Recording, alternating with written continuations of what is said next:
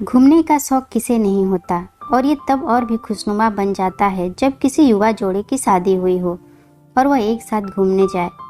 मोहित और शिखा की शादी को भी बस महीना भर ही हुआ था। कंपनी से पूरे 15 दिनों की छुट्टी मिली थी, इसलिए मोहित अपनी नवविवाहिता पत्नी शिखा को लेकर शिमला मनाली घूमने निकल पड़ा। शिमला बस पहुंचकर दोनों बस स्टैंड से बाहर आए ताकि वहां की खूबसूरत जगहों की टैक्सी द्वारा सैर की जाए, मगर कुछ टैक्सी वाले कम होने की वजह से वहां मौजूद टैक्सी वाले ज्यादा पैसे मांग रहे थे। मोहित के कुछ दोस्त जो यहाँ पहले घूमकर जा चुके थे, उन्होंने उसे बताया था अनजान शहर में अधिक खर्च कहीं मुसीबत ना डाल दे, इसलिए हर कोई संभल कर ही खर्च करता है। तभी मोहित की नजर एक और जोड़े पर गई।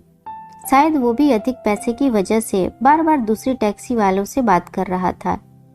मोहित ने कुछ सोचकर उस जोड़े में से लड़के से बात की और कहा, देखो, अलग अलग जाएंगे तो अधिक पैसे खर्च करने होंगे, मगर यदि हम टैक्सी में एक साथ चले तो आधा आधा खर्च बढ़ जाएगा और हम दोनों की काफी हद तक की टेंशन दूर हो सकती है। मोहित की ये बात सुनकर उस लड़के के चेहरे पर भी मुस्कुराहट आ गई और वह बोला, हाँ भैया जी, ये ठीक रहेगा। जल्द ही उन चारों ने एक टैक्सी कर ली और चल दिए शिमला की हंसी वादियों में। मगर जल्दी ही मोहित और शिखा को लगने लगा कि उन्होंने ऐसा करके गलती कर दी है। शिखा को फिल्मी गीतों का शौक है, मगर टैक्सी में गाना बजते ही उस दूसरी लड़की ने कानों पर हाथ रख दिया। ये देखकर उस लड़के ने टैक्सी ड्राइवर से गाना बंद करने की गुजारिश की। मोहित और शिखा को कुछ बुरा तो लगा, मगर कुछ एडजस्ट तो करना पड़ेगा सोचकर चुप हो गए। मगर दोनों ने गौर किया, वह दोनों अजीब सी बातें कर रहे थे, खास कर लड़की। रास्ते में कुछ भी दिखता वो लड़के से पूछती, वो क्या है, ये क्या है, ऐसा क्यों है, तो वो वैसा क्यों है। मोहित और शिखा कभी उन दोनों की बातें सुनते और उनका मुंह देखते कि ये लड़की कैसे बचकाना सवाल कर रही है और ये लड़का बिना किसी झुंझलाहट के, बिना गुस्सा हुए कैसे मुस्कुराकर उसके हर बचकाने सवाल का जवाब दे रहा है। मगर लंबे सफर में उनकी बेमतलब की बकबक ने मोहित और शिखा को जरूर झुंझलाहट से भर दिया था। तभी अचानक एक हरे भरे मैदान को देखकर उस लड़की ने बेतुका सवाल किया, अरे वो क्या है? खेत है, देखिए तो कितना हरा हरा है, किस चीज की खेती होती है यहाँ?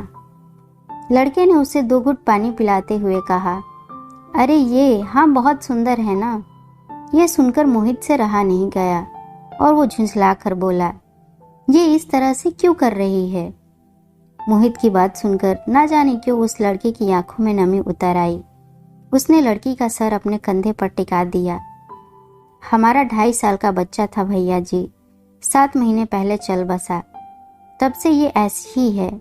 डॉक्टर ने कहा है थोड़ा दूसरे शहर में घुमा लाओ, थोड़ा ध्यान भटकेगा, जगह बदलेगी तो खुश रहेगी। माँ है ना, भैया जी 9 महीने कोख में रखती है, इतना जल्दी दुख कैसे भरेगा? मैं तो बाप हूँ, दुख तो मुझे भी बहुत है, मगर यदि मैं भी कमजोर पड़ जाऊंगा तो इसे कौन संभालेगा? डॉक्टर कहते हैं वक्त हर जख्म को भर देता है, ये भी जल्दी ठीक हो जाएगी भैया जी। शादी की है, जीवन साथी है, मेरी अर्धांगिनी। कहते हैं अर्धांगिनी मतलब आधा शरीर।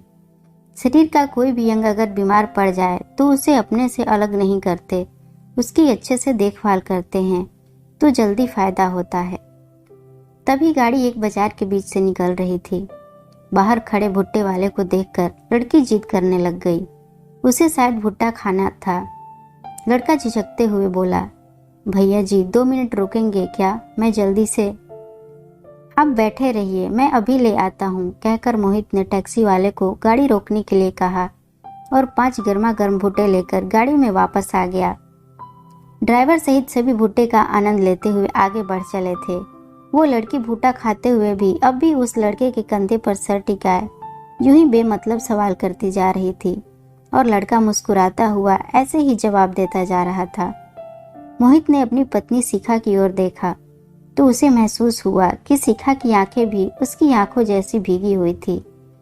मोहित ने अपनी भरी हुई आंखें ऊपर आसमान की तरफ कर भगवान को इस बात के लिए शुक्रिया कहा कि उन्होंने इस मासूम सी लड़की को इतना प्यारा सा जीवन साथी दिया।